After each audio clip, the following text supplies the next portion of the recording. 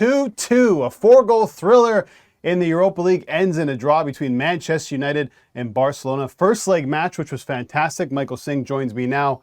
For Manchester United, I thought they played a pretty good match. Not a bad result heading into the second leg, considering they don't have a great record against Barcelona. That's the thing, right? They've never beaten Barcelona away. And the way that Manchester United came out, it was fearless. They had chances right off the bat. And you knew how this match was sort of going to play out. Barcelona, we know they like to keep possession, keep the ball.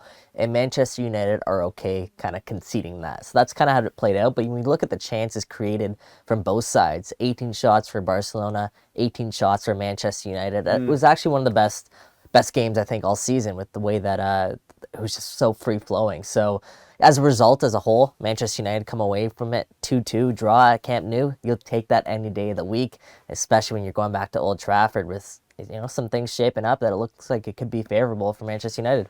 Marcus Rashford, 14 goals in 16 matches since the restart. Only 2 matches he didn't score in. I think one of them was in the Premier League against Crystal Palace. Another one was the EFL Cup match. I'm trying to figure out how he's doing this. What's happened for Marcus Rashford that's seeing him turn a corner this season? 2 words from my end. Cristiano Ronaldo. There's no more Cristiano Ronaldo taking the spotlight away from Marcus Rashford and Manchester United, actually. He's playing more freely up top, right? It's his number 9 position when he is playing there. He's playing on the left wing, and he's really taken over this Manchester United team as, honestly, his own. He's taken up that responsibility of being the guy to go to for this team, and he's really grown into it. But don't take anything away from what Marcus Rashford's done in the past. Last season was miserable for Rashford, but it was also miserable for essentially everybody on Manchester United. Before that, his goal-scoring track record is honestly really, really good, and he's been one of the most consistent strikers. Not even strikers, you can call him an attacker because he's so versatile. He's done that throughout the last, I want to say, 4 or 5 years since he's really broken into the league. And this year, he's taken his game to a next level, no doubt, especially after that World Cup. But yeah, his confidence is on a different level right now. Ten Hag played him in the number 9 today. He made some changes, 3 changes from the weekend. He brought in Aaron Wan-Bissaka, Varane, Casemiro for Dalot, Maguire, and Sabitzer, who was suspended, picking up some yellow cards when he was with Bayern Munich. But you had some questions about Luke Shaw playing at center back instead of Lisandro Martinez because you thought maybe Lewandowski would be too much for him. What did you think of his performance?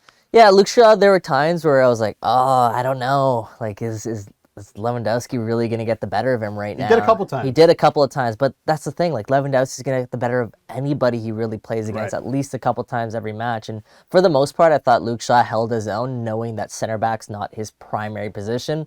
I like the fact that Erik ten Hag is willing to be bold and making decisions like that. We've seen Luke Shaw play center back a couple times this year, and it's worked out.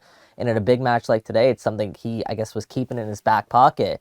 And, overall, I'm okay with what I saw. Lewandowski made a difference. He didn't get the final touch on Rafinha's equalizer late there, but he was an impact all game. However, Luke Shaw, for the most part, kept him at bay. You know what? Ten Hag can mix and match his 11, his back line, and still get results. That's a great thing to have. Speaking of changes, Barcelona made 2 themselves, most notably Marcos Alonso coming in for Christensen. I kind of questioned that. I'm like, Alonso, naturally a left back, left wing back, playing at center back. He scored a goal, which, I mean, for Xavi, looks like a masterstroke. But defensively, he wasn't great, right? Did he get it wrong?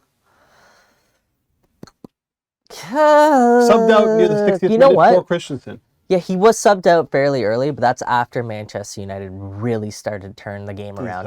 And what you said yesterday about Arsenal, their response, that was Manchester United today. 2 minutes after going behind, they flipped not only the next goal on its head, but they flipped the game essentially on its head. From that point on, it felt like it was all Manchester United until Barcelona equalized a little bit later on in the game. Like, the way that Manchester United responded there, I thought was brilliant.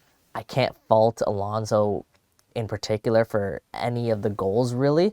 But I will say at the first half, he did a really good job at keeping Manchester United pretty quiet. Yeah, Barcelona have just conceded 1 goal with Christensen, Araujo, and Koundé when on the pitch together. That's why I found it so strange. Barcelona yet to win in the Europa League at home this season. And it's crazy to think that these are the leaders at the moment in La Liga, and potentially you can say one of the best teams in the world, yet they can't find good form at home in Europe. It's funny, and even Europa League as a whole, obviously before that they're in the Champions League. It just something isn't clicking when it comes to these types of competitions, and it's hard to put your finger on exactly why that would be. Maybe a different style of play that's coming in that they're not used to. There's not a lot of teams in La Liga that play like Manchester United, for instance. I honestly don't really know what to chalk that stat up to, or if it really means anything to me. Does it mean anything to you? I mean, yes, because you're expecting a big team like Barcelona to pick up results at home, right? They didn't lose, right? They didn't lose, so they're still in a good position heading to Old Trafford. But there's some good news for Manchester United, bad news for Barcelona. Gavi suspended for the next leg. Pedri picked up an injury. So there's a chance that both of those midfielders will not be in the second leg. So they'll be missing their first choice midfield. Advantage United? Massive advantage Manchester United. And of course, United are missing a guy like Christian Eriksen, but I would say Pedri and Gavi are way more important to Barcelona than I think Christian Eriksen is to Manchester United. So that's a big advantage for Manchester United, and there's reason for optimism, I guess, going back to Old Trafford. Not only you're playing at home, but they might not be without two of their most important players. Yeah, and the second leg happens February 23rd at Old Trafford. One of the best games so far in Europe this year. Next week, once again, February 23rd.